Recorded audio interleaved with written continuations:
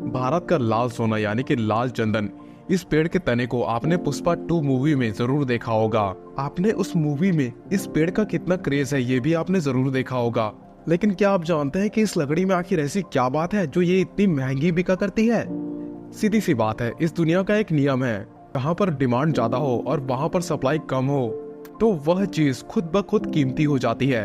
लेकिन लाल चंदन की डिमांड और सप्लाई से ज्यादा इसकी कहानी इंटरेस्टिंग है। इससे बनाई जाने वाली चीजें और इसकी लगातार हो रही तस्करी। और आज की हमारी इस वीडियो में आप इन्हीं सब चीजों के बारे में जानने वाले हो।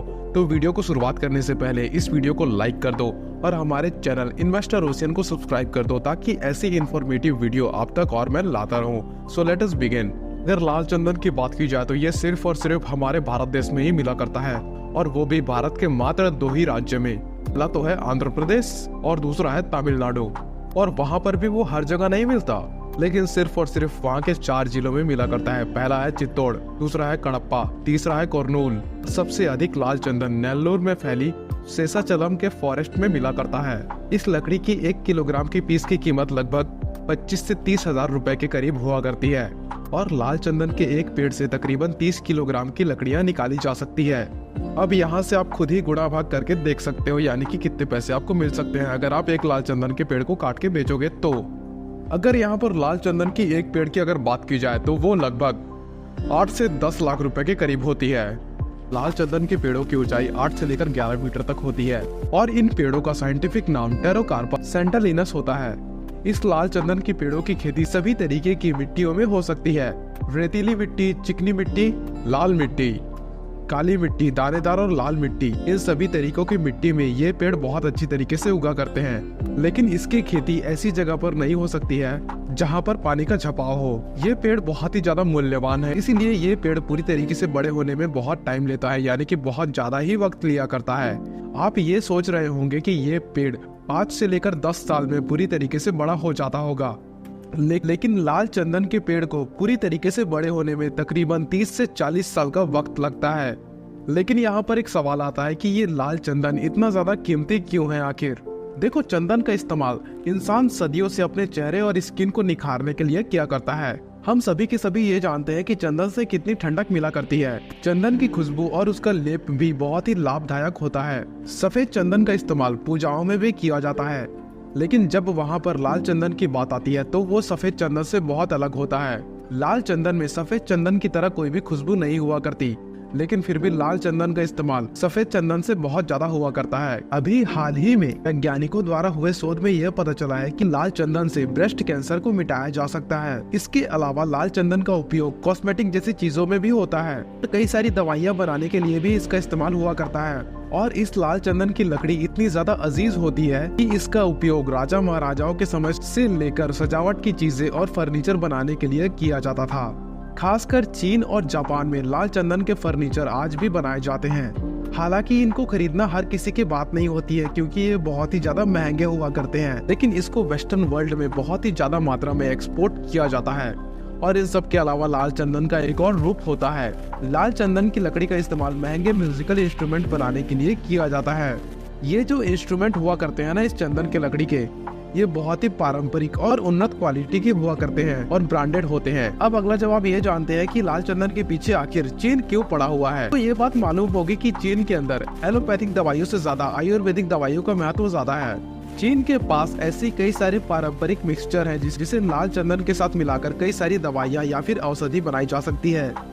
इसके अलावा चीन के लोग म्यूजिकल इंस्ट्रूमेंट और महंगे फर्नीचर में लाल चंदन का पुरजोर उपयोग करते हैं। इसी की वजह से चीनी सरकार इसकी तलाश में, यानी कि लाल चंदन की तलाश में हमेशा रहा करती है। लेकिन यहाँ पर लाल चंदन के साथ बहुत ज्यादा दिक्कत है, क्योंकि इसकी डिमांड ज्यादा है और सप्लाई कम।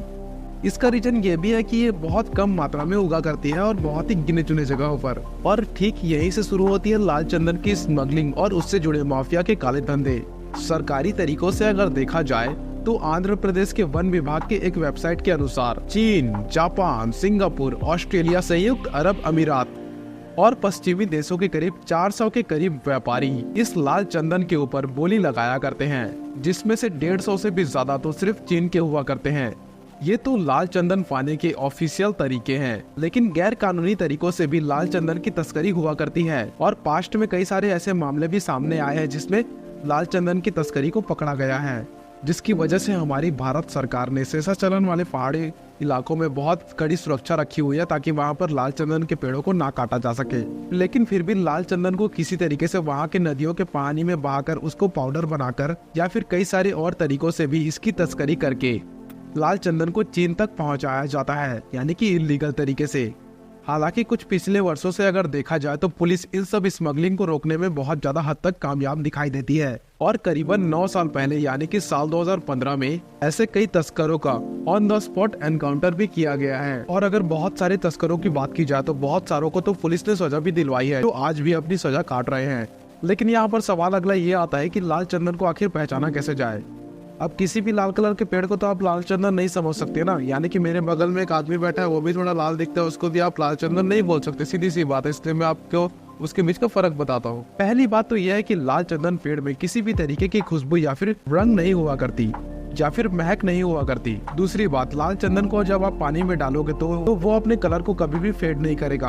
हाँ, सीधी सी बात है, आपको पानी थोड़ा सा लाल होता हुआ दिख जाएगा, क्योंकि पानी की प्रॉपर्टी वही होती है, वो कोई भी चीज को गलाती है और वो लाल चंदन को भी गलाता है, इसलिए उसके मॉलिक्यूल्स अलग हो जाते हैं और उन मॉलिक्यूल्स की वजह से वहाँ पर पानी आपको लाल नजर आ सकता है। लेकिन लाल चंदन की लकड़ी की जो वो कभी भी अपना कलर नहीं छोड़ती, ऊपर से उसका कलर और भी ज्यादा गाढ़ा होता चला जाएगा।